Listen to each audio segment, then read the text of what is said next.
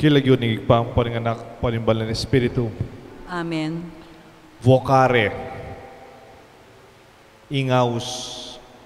Dakol. Bokasyon. Nga ng San Pablo, Karintao Peso. I urge you to live in a manner worthy of your calling. Ausan da kayo, magsabi ko kay kayo, mibiye kayo, agpangkingge kong kayausan.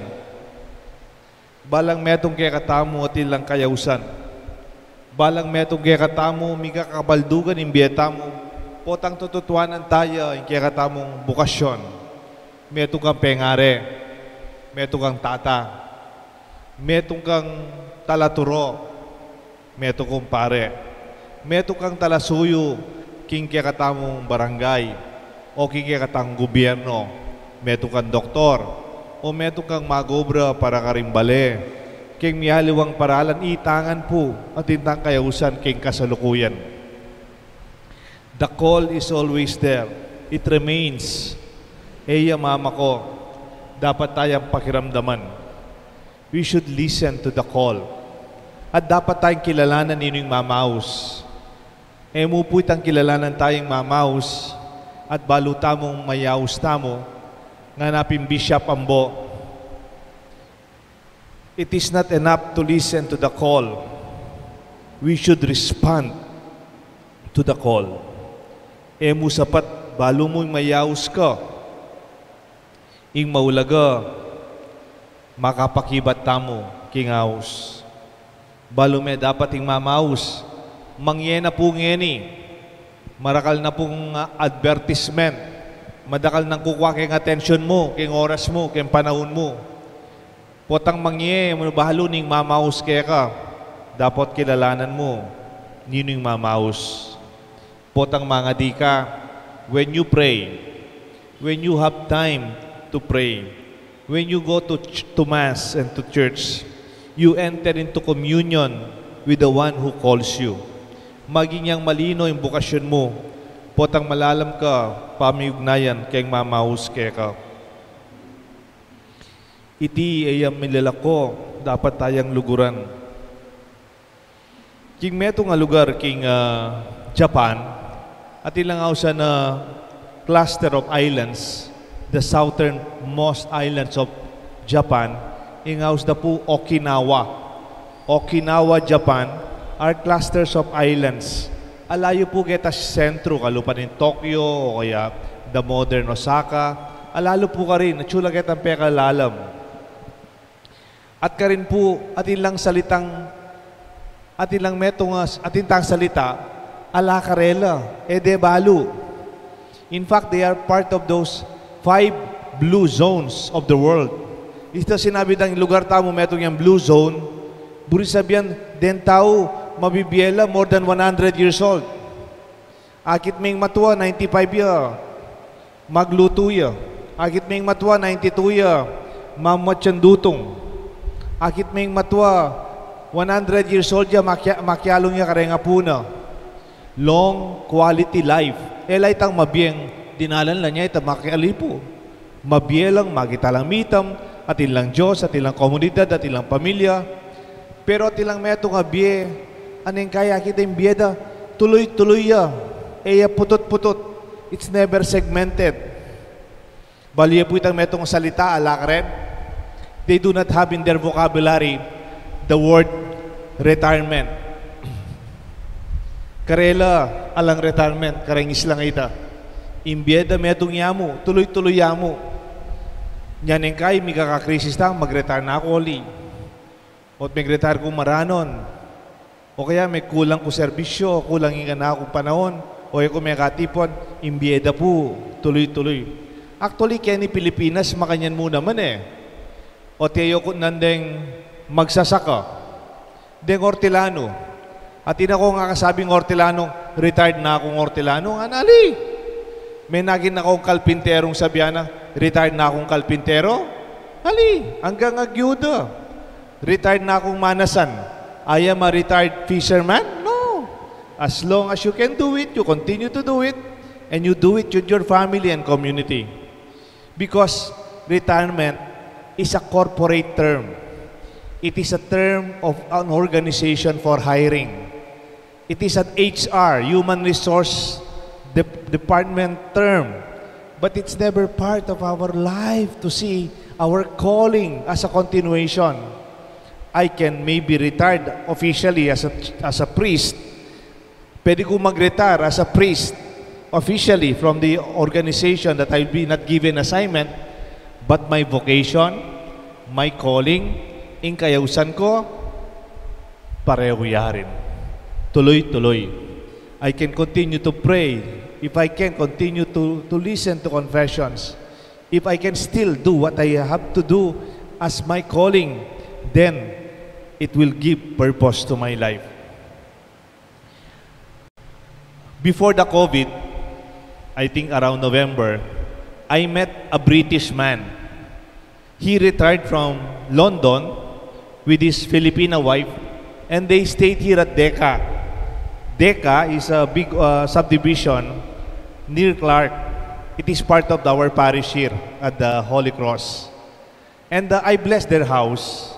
And the British man was very excited to talk about Philippine life. It was his first time to be in the Philippines. It was just a few days. And he told me he used to be a fireman. Dati pong ano fireman? Bumbero sa London. And he knows his life. That is his vocation.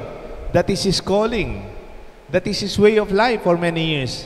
You know what struck me when he said to me, "Father, I want to discover a new meaning in my life today. A new purpose. Otherwise, I will be bored here." No? Ang sinasabi niya, gusto kong magkaroon ng bagong kahulugan at bagong misyon ang aking buhay dito sa Pilipinas. I'm no longer a fireman, but I hope I will find a new purpose and a new meaning in my life. You know, I'm very happy for that man. I wish to meet him again and maybe say, "Hello, how are you? How's your vocation here in the Philippines?"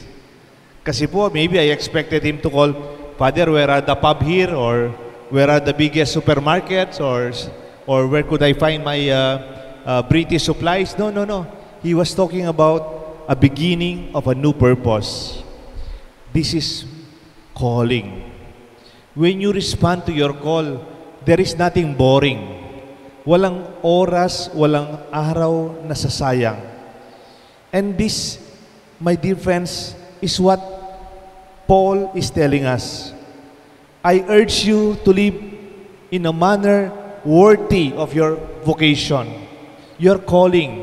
Sana mabuhay tayo ayon sa panawagan ng Diyos sa atin at hindi ito magbabago. It may differ in the situation we are in, like the light part of the gospel. You should not only read the stars or the clouds or the weather outside, but Jesus tells us to be able to see the meaning of the situation, to interpret ano ang panawagan ng panahon para sa akin. How can I become a relevant priest, a meaningful leader in our community, where I could participate meaningfully in our life according to my vocation? Meron po akong inaangahan na teacher. Ang pangalan niya po, Onofre Pagsanghan. Ang tawag sa kanya sa eskwelahan at saka mga estudyante niya, Pagsi. Ngayon po, si Pagsi, 90 years old na. The last time I met him, he was around 93 years old, 83 years old. More than 7 years ago, he became a speaker among us. And he was a teacher in Ateneo. In Ateneo, the president, they're already retired.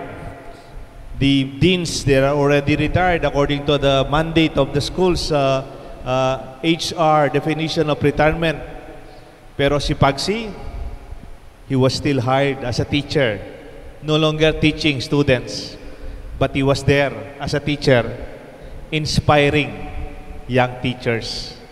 inspiring teacher who may be struggling. Makita mo pa lang, you will be inspired with this energy. 83 na po siya. When he talked more than 2 hours. He was walking and telling stories, and he was singing. And then we offered him before his talk, Sir, do you have a PowerPoint? Meron ho ba kayong presentation? Can we help you? We have an IT person here. We can prepare your presentation, PowerPoint. He said, wala naman talaga eh. Sige, I'll talk to your technical person. Siguro nahihiya lang to say no. Alam niyo po, wala man talaga pala siya presentation. Kasi sanay siya yata sa blackboard. Pero nilagay niya dun sa aming presentation, we are more than 400 teachers in the university. Nakalagay lang doon for 2 hours. Ito po yung nakalagay sa kanya. Love your vocation. It is the meaning of your life. Mahalin mo ang bokasyon mo. Ito ang kahulugan ng buhay mo. This is your calling, this is your identity, this is your meaning.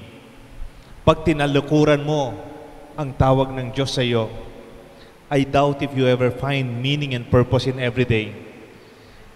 I pray that we continue to live up to our vocation. Not only ambition. Ano po yung diferensya ng ambisyon at saka bokasyon? Kunyari, nung bata tayo, I want to be a priest. I want to be a lawyer. I want to be a teacher. I want to be an architect. I want to be a pilot. That is ambition. Ambition is what you become. Kung ano magiging ikaw, no? That is ambition.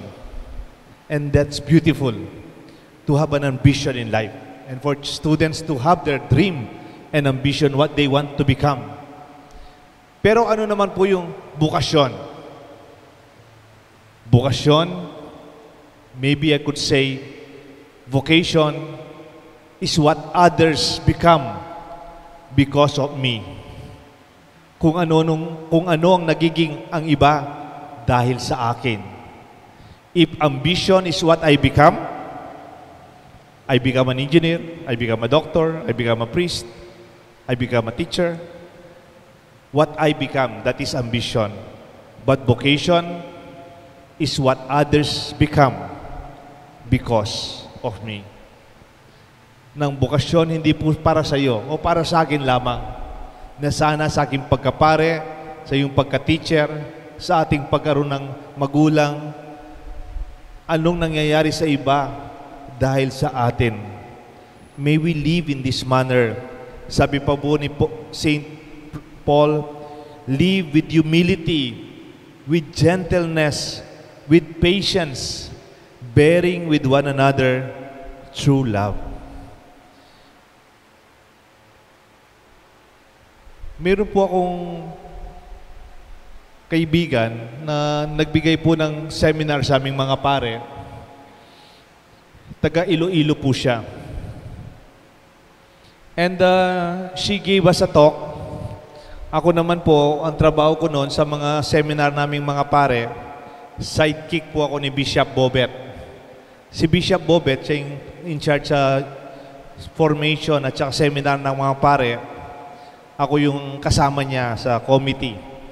So pag may bisita kaming speaker, we give them lodging, we prepare their papers, we join them for their meals, we help them prepare their seminar. At yung isang gabi, one evening, kasi 1 week po yung seminar namin, binasyal ho namin dito sa Angeles, nag-dinner kami in one of the restaurants here. Sabi nung aming speaker, Father Deo, Bishop Bobet, is it okay that my daughter would join us for dinner? Kasi nasa Manila siya. And I flew directly from Iloilo and I never met her. No? Sige, yes, so of course, we'll be happy to meet your daughter. No? So habang nagdi-dinner po kami, dumating yung daughter niya from Manila and we had a wonderful dinner. Then nagkape-kape po kami. And then I was just curious. Sabi ng mami mo, doktora ka. Yes, Father, I'm a doctor, sabi po nitong anak niya. So you are practicing your medicine, your profession here in Manila? No, Father. I practice my vocation, my calling as a doctor in Iloilo. But nasa Manila ka? Siguro you are attending a seminar or maybe an upgrading, schooling. No, Father. 10 years na po akong doktor. And you know, being a doctor is very good, especially in Iloilo. Maganda po profession ng doktor. Kaya lang po, Father, after 10 years, nagbalik po ako dito, nag-volunteer po ako uli sa Payatas. Alam niyo po yung Payatas? It's one of the more challenged community in Manila. Marami pong mahirap doon at that time. Kasi po, Father, una kasi hindi naman ako nagdodoktor eh. Hindi naman medicine ang aking bukasyon o aking buhay. Pero nung in-expose kami ng mga teacher namin sa Payatas, nakita kong kalagayan, I felt I wanted to help them in a way more than my original course. And then I said, I want to be a doctor for them, for the poor. Kaya alam niyo po, I came back here after 10 years in Luzon to visit the slums, the poor of Payatas. Because it is here that it all started why I am a doctor. I call it vocational motivation. I would like to be refreshed, reminded, and strengthened by my original motivation. We call that vocational motivation. Kumisan kasi, pag matanda ka ng pare, matagal ka ng teacher, matagal ka ng lawyer, matagal ka ng